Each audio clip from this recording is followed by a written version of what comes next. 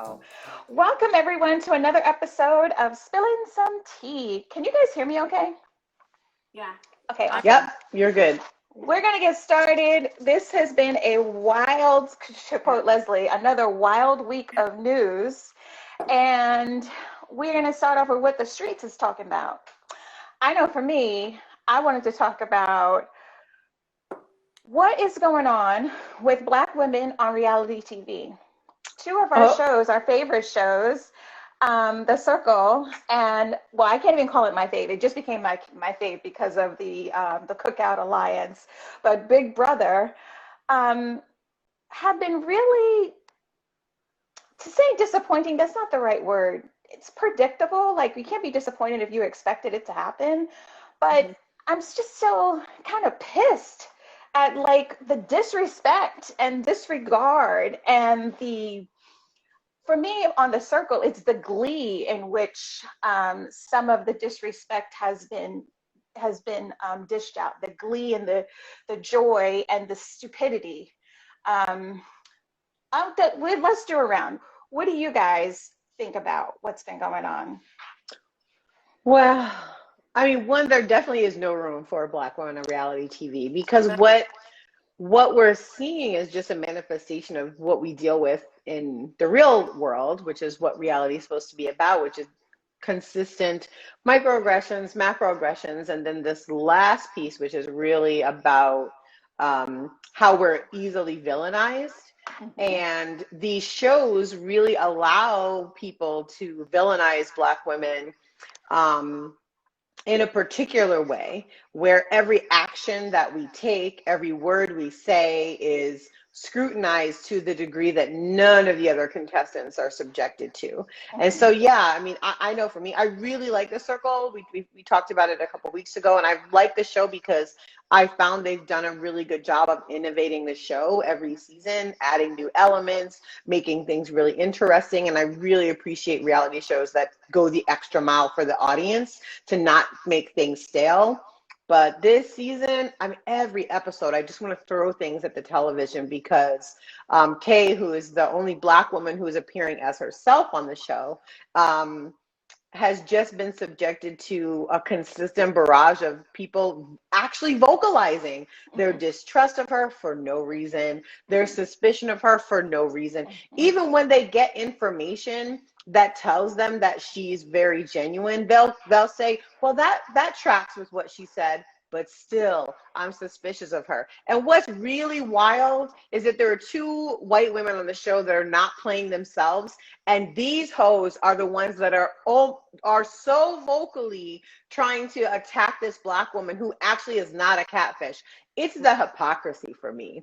So that's what I've been witnessing. It's been really hard to watch and just hear people vocalize those aggressions towards Black women, towards Kay specifically on The Circle, just because she's a Black woman, because there's no difference between the game she's playing and the game everybody else is playing. She's done nothing out of the ordinary. She's done nothing different than any other contestants. So we're all left as a viewer to understand this is completely about the fact that she's a Black woman. Yep.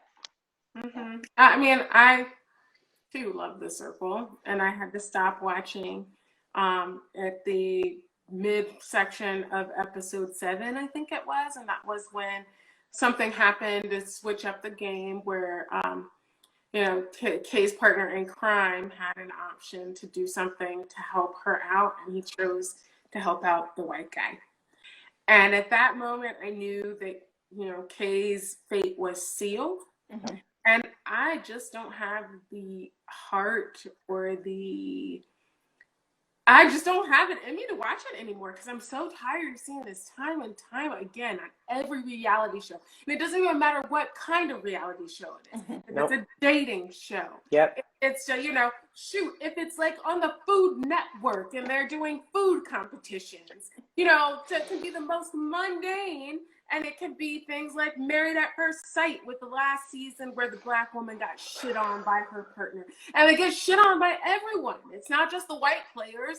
It's their fellow Black players, and especially Black men that are in these predicaments where they will choose everyone over the Black woman every single time. And so I just I'm tired of it. And I'm somebody that loves to watch reality TV, but this is just, I'm just going to watch horror movies from now on. At least I know that all of the Black characters are going to die at some point in time. Going in, right? Going in, Right, you don't have that. you understand Yeah. that. But I mean, it's like that now with reality television. Going in, you understand that if you are a Black woman, people are going to come for you. Yep. Right? Even if you set up your alliances, even if you do all the things that you're supposed to do to show up your positionality and everything, it still will always come back to you're suspect. You're the enemy. Everybody needs to rally against you no matter what. And yeah, it's been really disheartening to watch. And shout out to Kay. Love you, girl. Love you, Kay. We love you, Kay. I mean, I don't know how anybody, I honestly, I just don't know how any Black women go on these shows. I was reading an article, maybe it was maybe a couple months ago or this season of Love Island, and kind of how they've mistreated Black women on these shows like Love Island and Too Hot to Handle and F-Boy Island. I mean, all of it. And now we got a new Black Bachelorette coming up. I'm shuddering to think about the effery that's coming our way in the context of that show as well. They keep showing her playing basketball, which I'm sure she just plays basketball, but I don't know. I've just been inundated with so many ads for it, and I'm like, I don't even watch that show. I did watch Rachel Lindsay's season, honestly, just to see how badly they treated this Black woman. It was like the only reason I watched, because I wanted to just be like ready to jump in and be like, don't talk about Rachel that way. And even that show, I think the anti-Blackness was very evident there. And obviously, since then, Rachel's had the blow up with Chris Harrison, who's now left the show, and et cetera, et cetera. So, yeah. And I know, Cessi, the big brother has gotten way under your skin. Oh, yeah. Yeah. Well, I don't think it's too spoilery to say that the cookout, since the last time we spoke, the cookout was successful with their strategy in being the final six. They ain't never gonna put that many Black people on that show ever again. Okay? But I want to point out, because I don't do math fantastic, but I do understand statistics, and statistics is my jam. Statistically, there were only 40% of the house was Black. So there was never a majority. There was never a takeover. It's just that, they just decided they wanted to be invested in delivering an African-American winner, a Black winner on Big Brother after all the bullshit that's been happening over the years. So, and it's telling the only way they could succeed in doing that is ensuring that the top six was all Black, because just one non-Black person in that group would mean that person would be the winner. And so I think there's some dynamics there, and them even recognizing like, nah, it's got to only be us to ensure this. It can't be majority us. It can't be most of us. It's got to come down to us in order for it to even work at all. There were other options. There were other people of color that they brought fairly far, in the game. I saw that one clip, and that one girl, she goes, wait a minute, I'm half white. Am I next? And they were like, no, Alyssa, no. And then they voted her out. Bye, girl. Bye. Bye. But yeah, so what happened is Tiffany, the great strategist, she used all her chess moves to bring everybody in the cookout to the top six. They celebrated for exactly 5 minutes, and then them bitches voted her out. The men turned against the women, literally turned and backstabbed her. And I think, I'm not saying that I was expecting them to pave the way to crown Tiffany the queen. I mean, that would have been great. But what I wanted to see was, we know by now, top four always get a bonus. They get a monetary bonus in all of these shows. And I felt that she deserved the chance to make it to the top four. Make it to top four. Carry her to top four. The men had already decided, two of them had decided the same day, apparently, that Tiffany was like, look, all of us, we need to stick together and make it to top six. Well, two of the men had decided that what's their excuse? They only wanted to bring the strongest players to be in the top three. And I'm like, the three strongest players, if you're going to say it's you two, well, you got to bring Tiffany along as well, because Xavier, you think you're fooling people playing the sheep in your wolf's clothing, but we all know you're a beast. As soon as the people in the jury house are looking at the tape, they're like, oh, he's been throwing every competition. It's not even like they didn't know he was doing it. They knew he was doing it in the moment, but when you're in the house, you're on camera, you can't say those things. And I also think, from my knowledge of Big Brother, is that when the jury votes, they tend to crown the person they felt played the game best. That's and right. so they're revealing themselves and getting Tiffany out of the way, because there's no way that jury would have, if Tiffany was there, that they wouldn't have been like, nah, we gotta tip our hats here, because clearly you really did play the game better than any of us did, right? And so that's really at the heart of it, is them knowing she's the superior player, and so they needed to knock her out. I just want them to be honest about it, because this shit is trash. Yes, right. That's exactly right. That's exactly. I want them to be honest about it, because yes, people from the beginning have had all kinds of alliances that kind of fell apart because of the simple thing. And Derek, there's little Derek and big Derek. So little Derek in the jury house was like, oh, there was a pivotal moment. There's always a pivotal moment where someone in the alliance decides to play the individual game. They decide to make the best choice for their individual game. And he was like, I got to give it up to them, because the six of them decided to stay together for something that's so much bigger than them. It's, you know, and he didn't say for the culture, because that's inside baseball with Black people. Sure. But he knew. He knew right away. And so, and they all knew. So, you know, all the people who, you know, the white folks in the jury house were like, oh yeah, there's never been. And someone's like, really, there's never been? And they were like, no, there's never been. So they know. And so for me, I'm like, you couldn't have just kept her in. You had a double eviction. You couldn't let her sleep one more night. You had double eviction on the same night. They couldn't. Because Black woman, they couldn't. Listen, I'm not mad.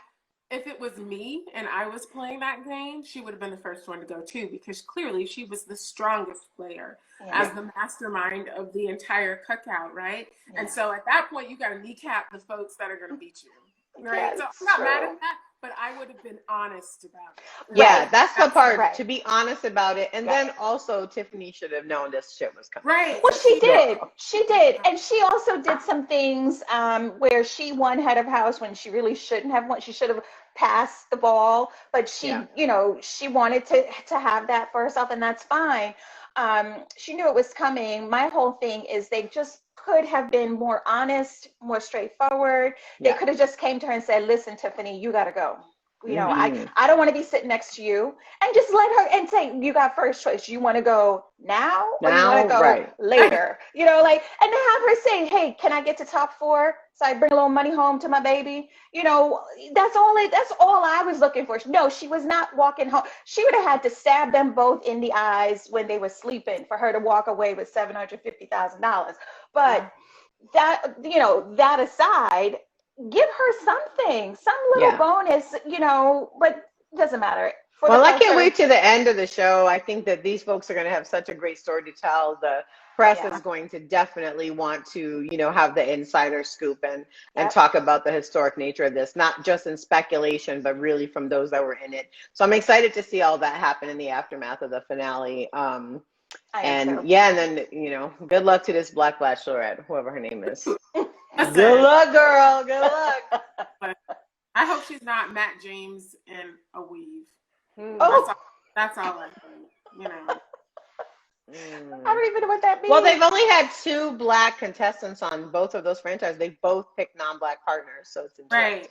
Right. Matt James, he went to Duke, so that explains a lot for me. Yikes. For me, but he was a mess, and so, you know, but he was one of those Black people that made white people feel comfortable, and that's how they do this. So I'm not going to be watching the new Black Bachelorette. I did watch Rachel Lindsay, but I'm not watching this new one, and I didn't watch that dude from Duke. I definitely didn't watch that dude. Duke, I was like, Yeah. So one thing I saw making the rounds on Twitter was this question I wanted to pose to both of you, which is, if you had to only listen to music from a single decade forever, what decade would you pick? And I'd love to hear your case for the decade. I'll start, if just to give y'all a little bit of time to think, if that's okay. I picked the 1970s. Now I was born in the 1970s, but I'm not a 70s baby because I was a baby then. And so my coming of age years definitely were lots of the 80s in my childhood. And then of course, as a young adult, where most of your music formation happens was during the 90s. And I love the 90s, shout out. But my case really for the 70s is, one, a lot of groups and performers and singer-songwriters and just musicians generally that got their start in the 60s really came into their own in the 70s. So we can talk about Marvin Gaye, we can talk about Carole King, we can talk about Stevie Wonder. You know, those folks really did their seminal work during the 70s. But really my strongest case for the 70s is, my second favorite decade is the 90s, and I probably listen to 90s music the most. But without the 70s, we don't have no 90s music, y'all. It's literally all based on samples and takeoffs of 70s music and musical culture. So that's my decade I'm picking. I'm interested to hear y'all's thoughts on this. If you're ready to give up MJB, if you're really ready to say bye, Biggie, if you're really bye, you saying bye to all of it. First of all, I'd like to preface my answer by, this question is a fucking trap. Because I love all different kinds of music throughout the ages, but I think that I would choose the 80s. Here's why. I'm gonna choose the 80s. Well, because it's the correct answer, Cessi. I would choose the 80s, and it's because a lot of the music that I listen to now that I love is throwback to the 80s. Like, I love me some Thundercat, and a lot of his stuff came from, 70s and 80s, right? I love Prince. That was his decade. Yep. I don't think I could give up Prince in the 80s. I don't think I could give up Michael Jackson in the 80s. I know I probably couldn't give up Janet Jackson in the 80s, or Whitney Houston, or, great decade for Black music in particular. Right, The 80s exactly. was Black music in particular. But I'm an 80s kid too. Leslie and I are we're like a year apart in age. So yeah, I was a baby in the 70s, and I do listen to a lot of 70s music. But there's something about like the synth of the 80s that really it pulls my heartstrings. And so I find myself listening to a lot of future soul stuff that shut up, Michael. not Alexander O'Neal. In my family, that is like our family war. Is it Alexander O'Neal or Sherelle? Oh, wow. That's gonna start some fights on a timeline for sure. That's a fight, right? But both of them were big in the 80s, right? And so I think when I think about my favorite artists of all time, most of their pivotal work was done in the 80s, except for Stevie Wonder. 70s Stevie. Aretha Franklin. 70s Aretha. Yeah. But, for the most part, I can't live a life without Prince or Michael Jackson and I mean, as problematic as he is, right? I think that that's where my heart. I appreciate that. That's a good argument. What's your argument, Cessi, for? Well, I'm gonna expand on what Chris said, but I'm also going to I'm an older 70s baby. I'm not gonna say how much older. I'm only like 3 months older than both of y'all. So. But I'm going to expand because the thing about the 80s, well, for me, was with the introduction of MTV, we also were introduced to pop rock. We also were introduced to the hair bands. And, well,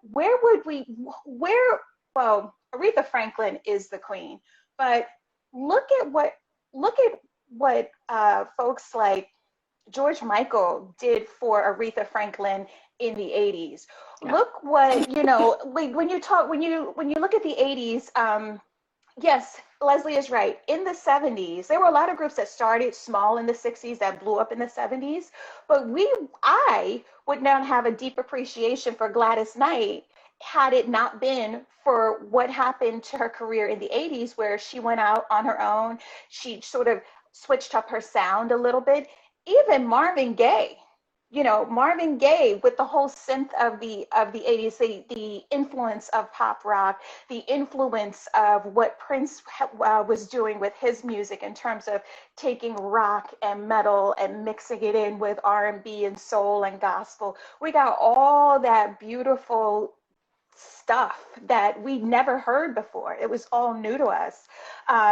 And we have the dawn of hip hop. I was just about to say, so. and we got the birth of hip hop as well, which wouldn't have given us Biggie or Tupac or anybody else for that matter. So yes, you tripped me up with the forever, because I don't know. I mean, I love the 80s. I don't know if I can listen to it forever, but there's plenty of options to choose from between, I would say, the three best decades, which for me would be 70s, 80s, and 90s.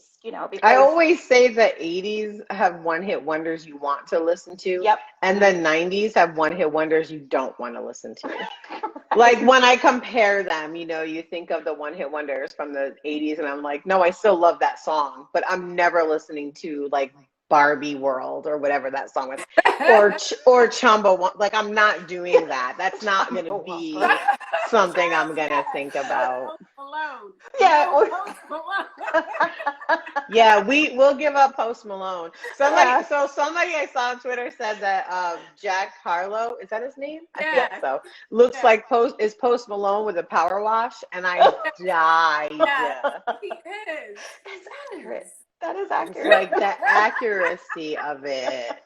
Oh my George gosh. Michael, though, my other day. George Michael. Ooh. Yes, Wham, Post-Wham, Post-Wham, all of everything, the above. everything. I mean, they did amazing things in the 80s. So good. Me and Michael were listening to Lionel Richie the other day. Yes, Lionel Richie. People be forgetting Lionel Richie owned everything in the 80s. Yes, Right? Oh, that dude was I everywhere. left out the King. I left out Luther. We wouldn't, Luther Vandross made his career was made in the 80s. So They're too many to name. They're just too many. So many. Yeah, the 80s were a beautiful decade for Black music in particular, and really was stellar. I appreciate your entries, but I think we all have good cases to be made. But I thought it was a fun conversation, and so maybe y'all can, whoever's listening, take it to your next party. It's a good conversation starter. Be fun.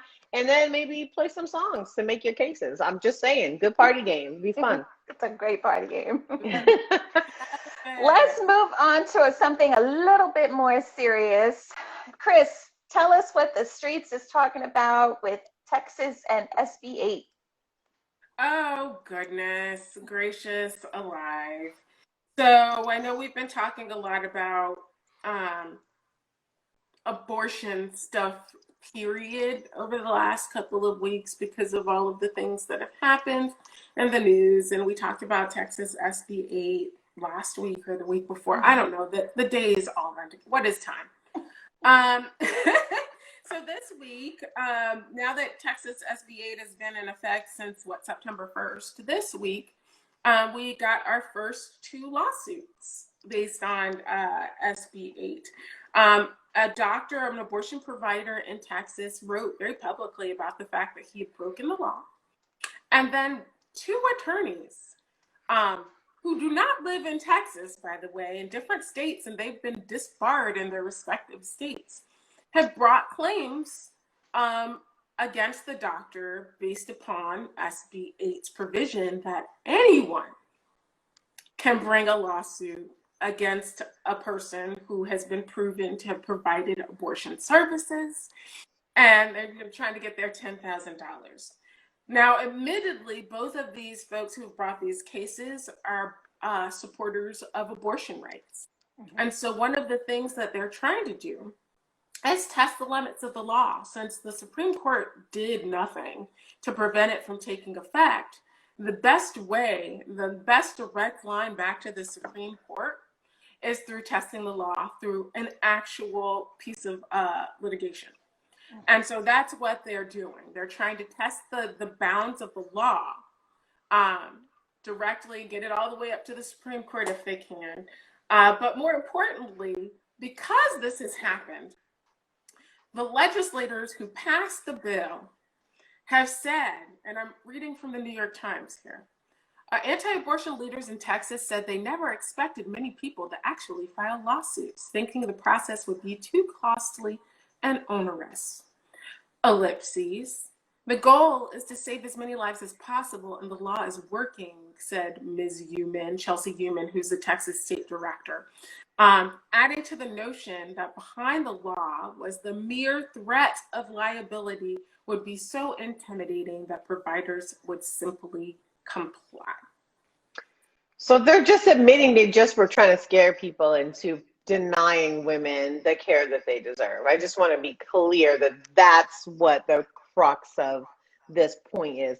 The legislative or the punitive portion of the bill was not really meant to actually be in use, which is interesting. So from a legal perspective, Chris, do you think that actually is a good wedge in the law itself? Is it something that can be exploited? One, they're on the record for saying this, and then two, now we have these lawyers that are trying to exploit this particular piece of the legislation. Right. I think we all knew from the inception of SB 8, and I think that people were really panicky about it, right?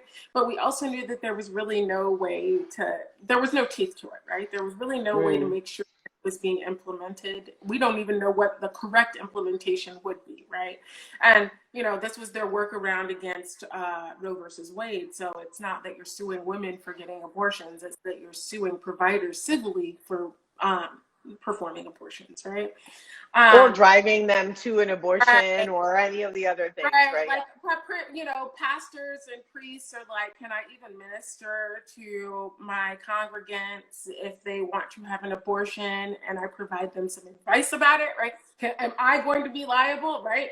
And so I think this is a great way to test the bounds of the law. I think the law is clearly ridiculous more than anything else, but as are most things that come out of Texas. But I think that the fight over this law is kind of the sideshow. Because the real deal is the Mississippi case that's coming before the Supreme Court.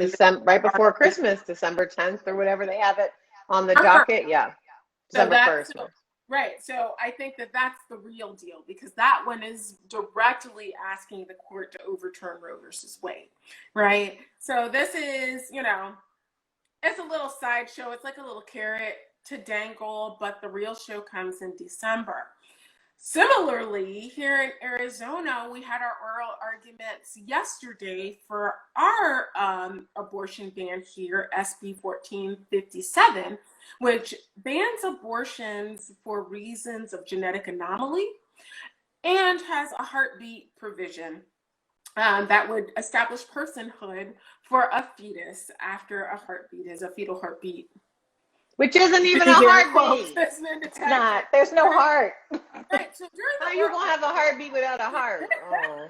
Unless, well, let me stop. I'm gonna stop. Right. So during the oral arguments for this yesterday, the Attorney General for the state of Arizona, who's also running for Senate against our current sitting Senator Mark Kelly, the nunchucks guy,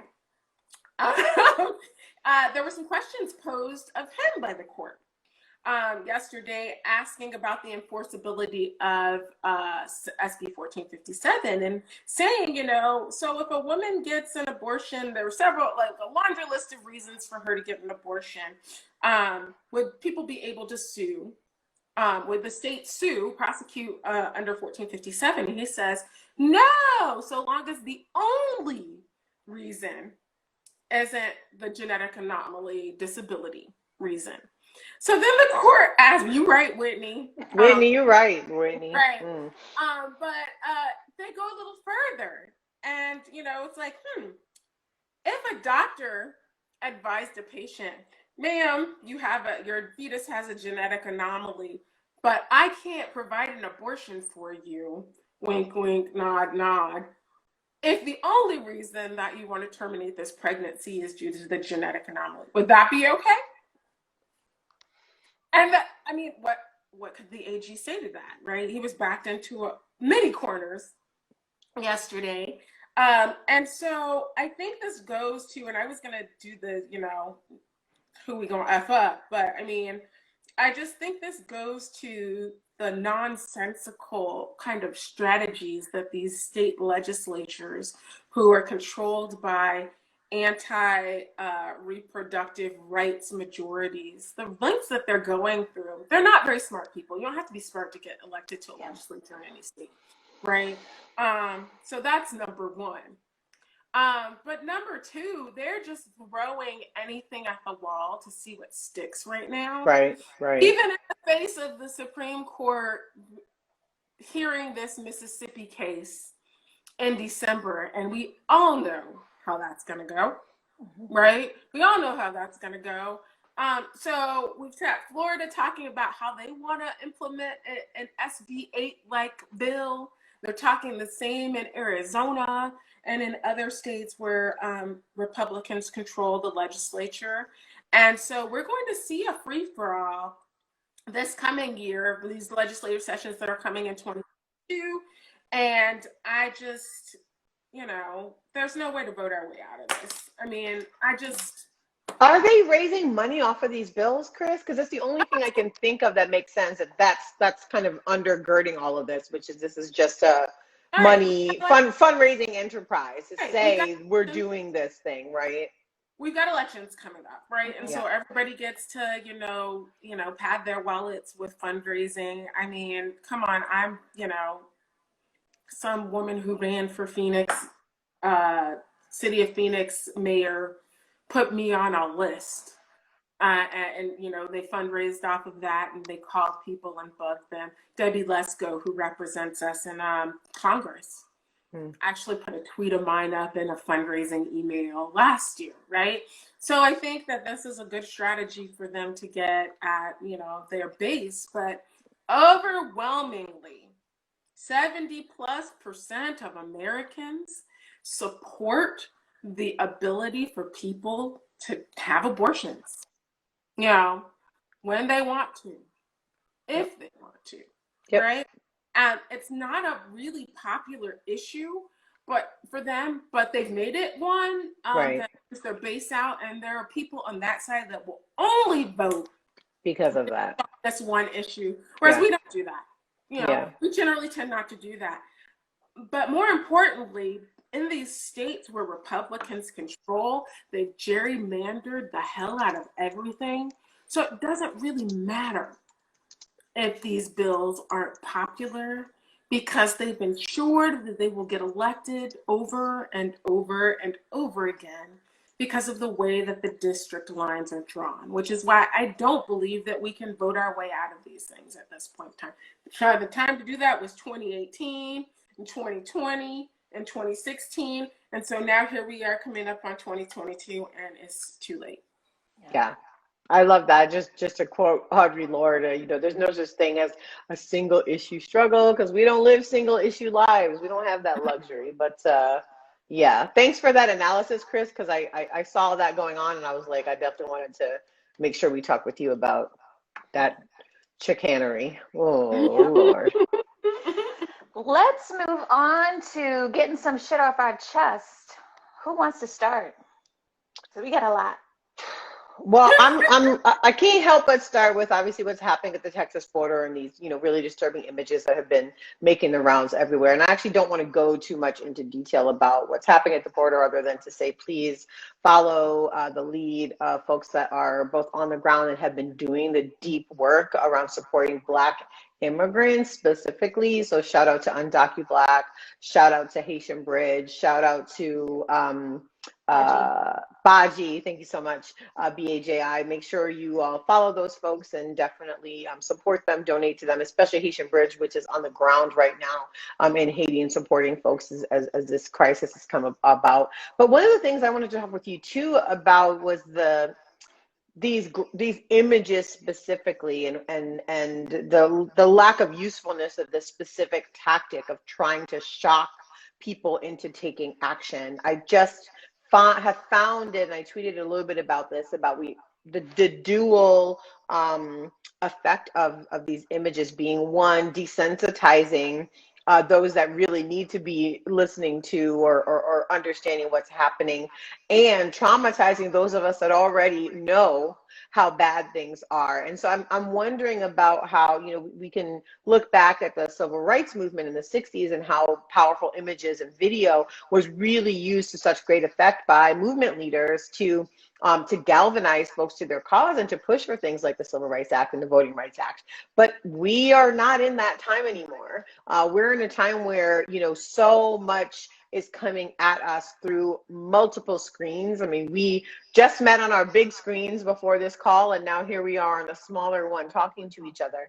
And so I just wonder about how we can combat these outdated tactics that really are just serving to harm Black people continually on the internet, and also not really getting the message across that we need to. Even as disturbing as these images are, I haven't seen huge movements of people, except for Black folks, actually being moved to take action. So I'm wondering what y'all thoughts are around this stuff, around just these traumatic images that we are continually seeing. And we saw this throughout this most recent iteration of the fight for Black liberation, the movement for Black lives. But of late, I've found it to be particularly troublesome.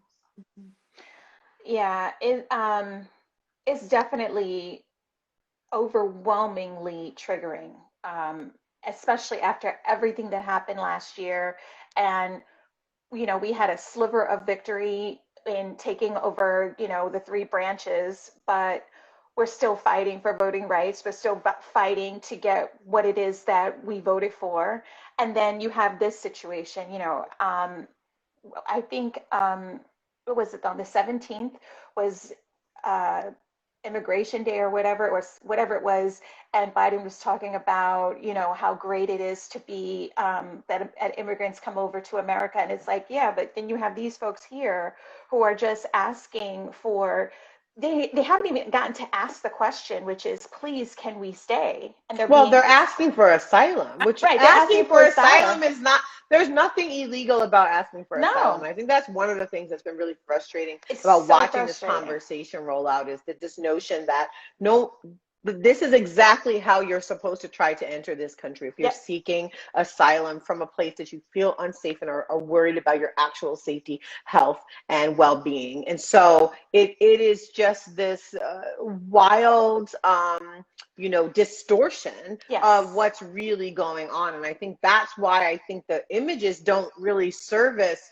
the point of what I think the crisis is around, which is that we do not have good mechanisms to ensure that people are here and able to seek asylum depending on where they're coming from. Because that's the other part that I think is very critical here, because it's very contingent on where folks are coming from, which goes back to the anti-Blackness that has been baked into our immigration policy, and quite frankly, the immigration reform movement since the dawn of these here United States. But I'll let the lawyer talk. Listen, I am not an immigration attorney. But I will tell you right now that, if I was going to F somebody up this week, it would be Robinette again. Just, listening to Jen Psaki's terrible response to April's question at the press conference the other day. This administration just doesn't care about Black people. It doesn't care about Black immigrants. It doesn't care about Black refugees. Those images of the Rangers and they're long, what are they? Reigns? They're long reigns, whatever. Yeah, okay. I just, I can't share stuff like that, and I try not to consume it as much as possible because I don't need any more Black trauma porn in my life. But I'm just angry. Right? I'm very angry about the shit response of the Democrats I mean, I expect this from Republicans. I think Charles said above that, Stephen Miller has set this immigration policy, right?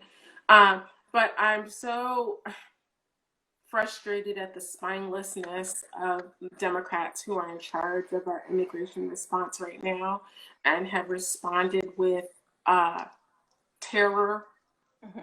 They're terrorizing these people.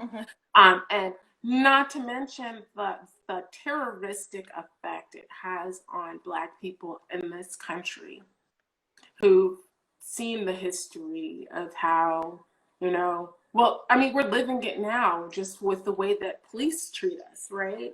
Yep. And so I can't abide by it.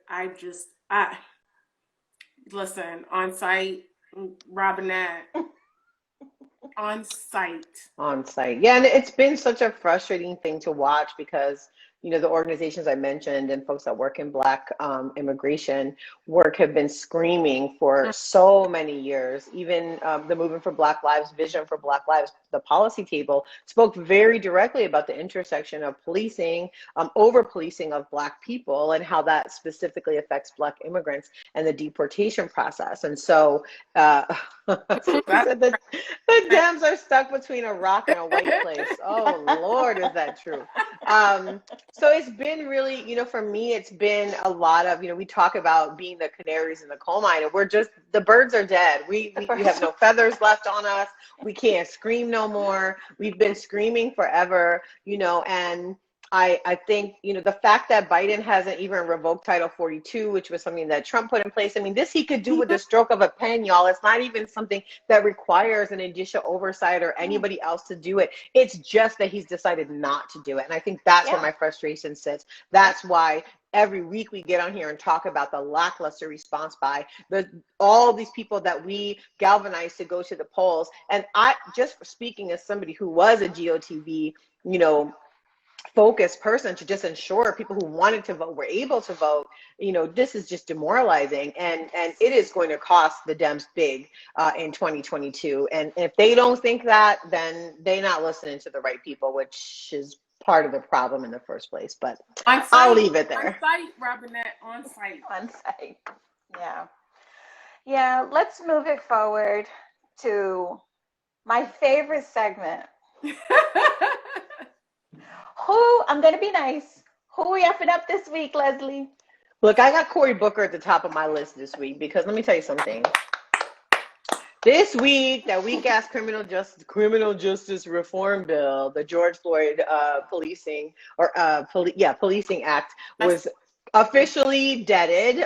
There's no bipartisan support. They've officially said it's not going further. They won't be talking about it anymore. They won't be putting it back up for a vote at all, even though it did pass the House. And so for me, it's the offensiveness of people like Cory Booker pushing reform measures that won't even have saved the life of somebody like George Floyd. And then to add insult to injury, to have trotted out his family in the midst of pushing this trash bill. And now you can't even deliver this trash bill that wouldn't do anything but give more money to police.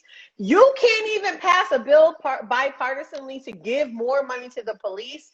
You're useless. That's what you are. And I'm really just tired of folks like Cory Booker continually positioning the fact that these racist policing systems can't even be reformed. And then to not even deliver on your reforms, man, you go sit in a corner. Like literally, I just can't with it.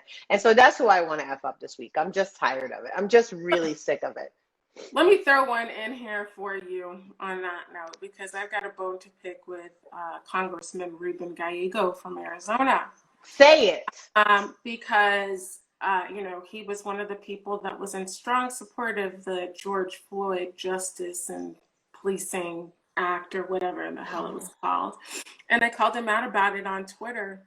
I basically said, keep George Floyd's name out your mouth, because you haven't even been talking about some of the injustices that were happening here in your fair city.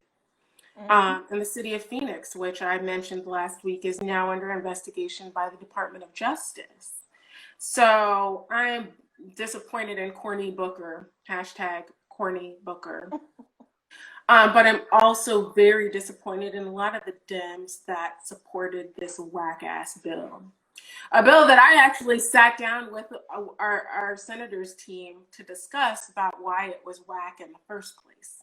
So, I mean, you can't reform a system that is operating exactly the way it was designed to run, right? So, all of this criminal justice reform mumbo jumbo, I don't want to hear about it. Just fucking defund and abolish already. I'm so tired. I'm so tired. I'm So so tired of it. tired. And And it just all these speaks to people. this falsehood of bipartisanship, which is why I mentioned Booker specifically, because here you are, you have a bill that's trash from all circles of the ecosystem, and it does exactly what the GOP wants, which is giving more money to police, and you can't even get them to sign on to this. So what is the point of this bipartisan work that you claim is so critical to the functioning of our government? They None. wanted to give You're a them fraud. like bias training. Like, are you for real? Bias training doesn't even work in corporate America. No. Like, it's supposed to work on. It don't even work in medicine. Like, what is happening right It now? was such a waste of an effort. Mm-hmm. And for nothing, Mm-hmm. obviously. For nothing. But it was insulting. Like, Yeah. don't insult us. Don't use George Floyd's name for some insulting piece of shit legislation. Mm-hmm. So, I'm not sad that this bill has died because No. it was trash in the first place. But what I am sad is that Democrats lack the will to do anything for realsies. Period. And it's happened. Yep. And that's why Mary had a little lamb. Oh gosh. Yep. Yep. For me, who I'm effing up this week, is all the anti-vaxxers and anti-maskers.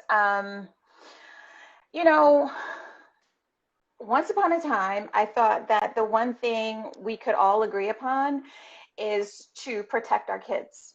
That anything having to do with children, the children who are actually here and walking around and being fed actual food you have to pay for or grow, that, they need protection, they need guidance, they need safe places to learn and live, and that they need the nurturing and guidance of whatever village that we are able to put together for them.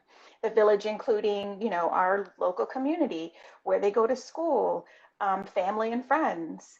But if COVID has taught any of us anything, is that people and their own selfish motivation, which is destroying lives, the lives of children and other folks in the communities, and destroying families, they seem to be the ones that are in control right now. And it needs to stop. My own family, we went through several things last year ahead of COVID, and then COVID was just like the worst poopy frosting on top. It's just been horrible. And I think a lot of what happened is because people seem to feel like, oh, well, they're kids, they'll get over it. Children are resilient. Yeah, they may be resilient. They may be able to move forward because they are so young and their brains are growing pretty fast. But the thing is just like when you drop an apple and then you put it back in the bowl, and you may not be able to see the damage, but as soon as you break the surface of the skin, the bruises are there. The same thing is happening to our children. I just stumbled upon a blog by this dude, John Pavlovitz. The blog is called Stuff That Needs to Be Said. And I just wanted to read a couple of sentences and quote, because I kind of feel like he worded it better than I can at this point. He says, it's traumatic for children to be facing another school year of stops and starts, of positive tests and quarantines and interrupted routines and unknowns. It's traumatic for children to get sick and to have to be separated once again from peers they've spent 18 months isolated from. It's traumatic for children to watch beloved teachers and coaches and bus drivers and counselors get sick and die from a virus that we have the ability to keep in check. It's traumatic for children to bring home a deadly virus to their parents and grandparents and neighbors and best friends. It's traumatic for children to be told by their mothers and fathers that they need to keep their positive test a secret. Mm.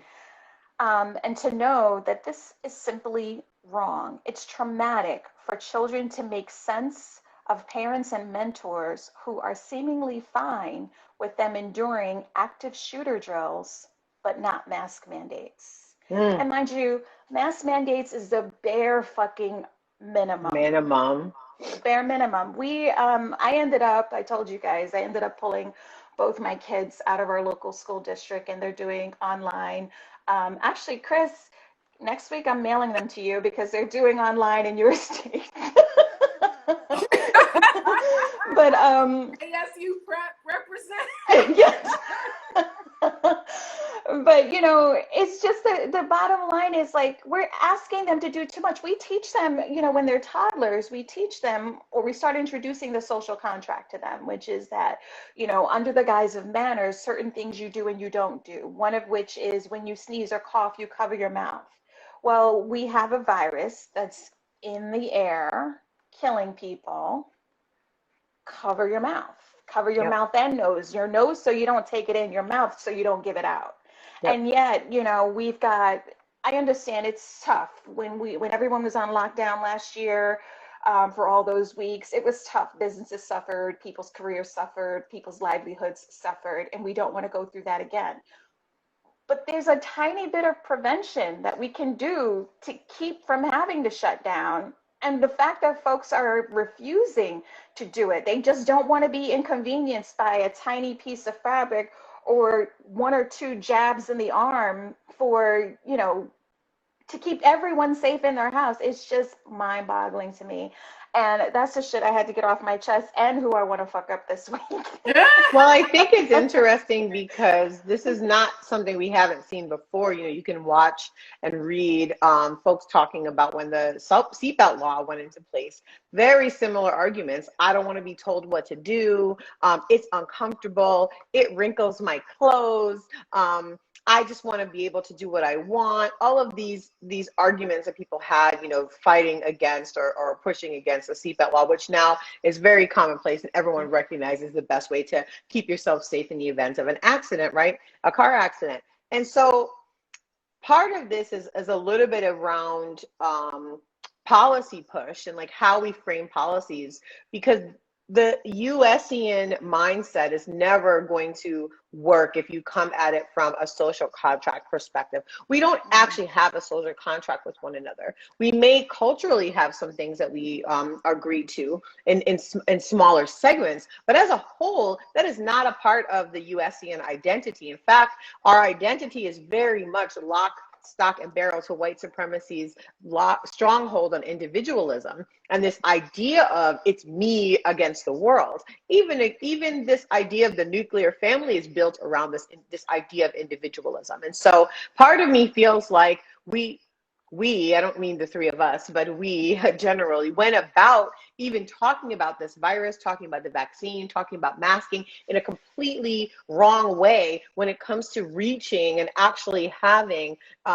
folks in this particular country take heed and do what needs to be done. We never should have gone from the social contract perspective of things that we owe each other something. That never was going to work here. And we started behind the 8 ball because of that. And I was reading an article the other day, this reporter who was reporting about the situation in Idaho, which is really, really out of control there. The virus is decimating communities. And of course, this has affected neighboring states who have been doing generally better, but now they have, you know, they've gone into this emergency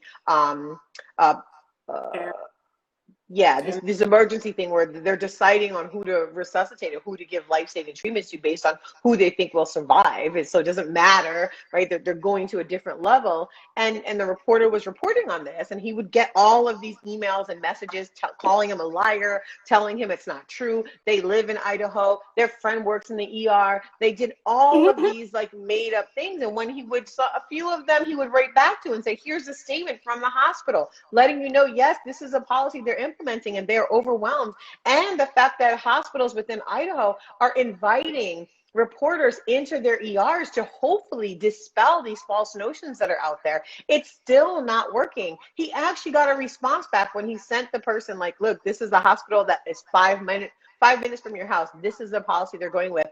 Literally, the response was, oh, well, clearly they're deciding to act on the lies that you started.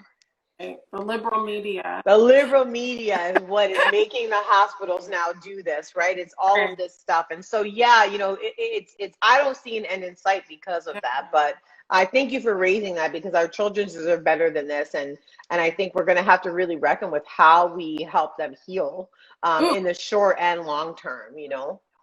One thing I did want to bring up was the article that you sent this morning, and actually Charles posted about this earlier today, about how in Florida now, because they're not, you know, they're taking a look at which vaccines they're even going to require in schools at this point. Yeah. And I think part of, you know, obviously the part of the larger COVID denialism, I'm convinced they are legitimately and intentionally trying to kill us. Number one. But number two, it's also going toward, you know, kind of the destruction of public schools, right? Yep. And to take a look at directly. Right, you know, what vaccines are kids going to be eligible to get, and are we going to require them? That puts all of our children at risk, right? So I think it's just, all of it's part of the bigger plot to just kill us all or use us for our labor until they. All of the above. Oh my goodness. That's very heavy. What we got next, Cessi? Well, I think after that, we need a slice of joy. We definitely need some joy. So what you got, y'all? Or you want me to start? What do I got? Yeah, you start. You start with your joy this week. Well, it's been a rough week, but last weekend I have finally settled on a singular. Well, if you've been joining us since we started, I've had different hair every week, and now this is permanent. I have started a locks journey, and I have my. Well, it was supposed to be Merlot. Now they're purple. I have my Merlot purple locks in, and yes, I do have a bit of gray, which I told Leslie I was going to leave alone, but this morning I shaved it off because I can't take it. You better get that gray. You better. I can't wait for my hair to turn gray so I can stop having to lift it to dye it. I'm looking forward to it. I'd be jealous of my mom all the time around that. But they look beautiful, Cessi, and they really suit you well. You look gorgeous. Thank you, thank you, thank you. What's my joy? Oh, I went to DC this weekend for a couple of days for some work stuff. I went to the unveiling of the new Ben & Jerry's and for BL Change is Brewing flavor. And also Tiffany Flowers, who is the amazing campaign director of the Frontline, got us tickets to go and see a very intimate show by Robert Glasper at the Kennedy Center. And so we went, mass, everybody had to be vaccinated, and it's my first live music that I've gone to see since the COVID epidemic started, and or pandemic. And I was nervous, I'm not gonna lie, I was very nervous going in, but everybody was very, you know, like I said, they checked everyone's vaccine cards with their stuff, and everybody was masked up the whole time, besides the band, obviously. But then as they took the stage, and Robert's very funny, he's very, he tells a lot of jokes on stage, he's very jokey, especially with the band. And so the drummer of the band that was playing with there, Chris Dave is his name. Chris Daddy Dave, girl. So Chris Daddy Dave, who you don't know, was also the drummer for Mint Condition. And so Robert was making fun of him a little bit, and he started off by playing the dum dum beginning of Pretty Brown Eyes. But you know, don't start that show in front of a room full of Black people and expect us not to sing that shit, right? So the whole room started singing a cappella Pretty Brown Eyes together. And it was just, for me, it was like the beauty of Black community, the beauty of music to bring us together, even under these difficult circumstances. It was so joyful and so beautiful. And I mean, we knew all the words. There was like a sprinkling of white folks, and I could just see their heads on a swivel, like, how do they, what's going on? But it was beautiful and lovely, and everybody was dressed so beautifully. And even D Smoke, the rapper, was a guest star, and so he came out for quite a few numbers, and he's One fine, but also very, very talented. And so he played the piano some, and he also rapped and he sang, and he was really good. But he made specific mention of how this is, I think, their third week or in this run that they're doing at the Reach, and how this particular audience was. He's like, I can feel the vibe. Y'all are really into being here and really excited. And so that's my little bit of joy. And thanks to Tiffany for pushing me outside my comfort zone and getting me to see some live music, because it was really beautiful and wonderful. So that's my joy. Robert Glasper puts on a really good show. Michael and I went to see him whenever, when we were back outside at some, and Chris Dave was playing with them too. So I know you had a treat. That was a good, very, very big treat. It was wonderful. Right. So lots of things are bringing me joy this week, actually. Not that my iPad is about to die in a second, so I guess I'll make this quick. First thing that's bringing me joy is my expensive looking face, because I had a friend that came over the other night and we went through my makeup, and I'm not using a lot of it. So I've decided, so this is Pat McGrath, Natasha Denona, Charlotte Tilbury, and it looks good. So that's very good, very beautiful. We had several comments about how gorgeous we are in the chat. So you know what? Y'all are right. We'll take it. We'll take it. And it is officially spooky season, and I posted my spooky season calendar full of horror movie watches for like 6 weeks. Thank you. Cessi just put it in the chat, but it's 6 weeks of horror movie fun, and I recruited 4 of my friends who are horror movie lovers to pick the movies with me this time. So we're on day 5 right now. My friend from junior high and high school, Caleb Armstrong, is doing the first week, and I gave them topics that they needed to pick, like their first horror movie, or their scariest horror movie, or their goriest horror movie. And so today we're on our favorite B horror movies. So we watched Reanimator. But I invite all of you all to come and watch Spooky Season with us. It's a good time. If you like horror movies, if you don't like horror movies, if you want to get more into horror movies, this is a good calendar, and it's a variety of different choices, and everyone's kind of a variety of different ages who chose the movies. So it's interesting to see everyone's perspective, but it's a lot of fun. So, and is there a hashtag folks are using if they're discussing it on Twitter or online or anything, or just Spooky Season? I'm not as fancy as you, Leslie Mack. So. All right, so for next year, we'll do a little strategy session before Spooky Season starts, so we can. There we go. But just join, and it's what did I say? It's on my profile. It's pinned to my profile, or in my profile, or whatever. Michael told me what to say. It's pinned on my Twitter. It's on Facebook. It's everywhere where you can get social media, except for TikTok, because I don't have anything posted on my TikTok.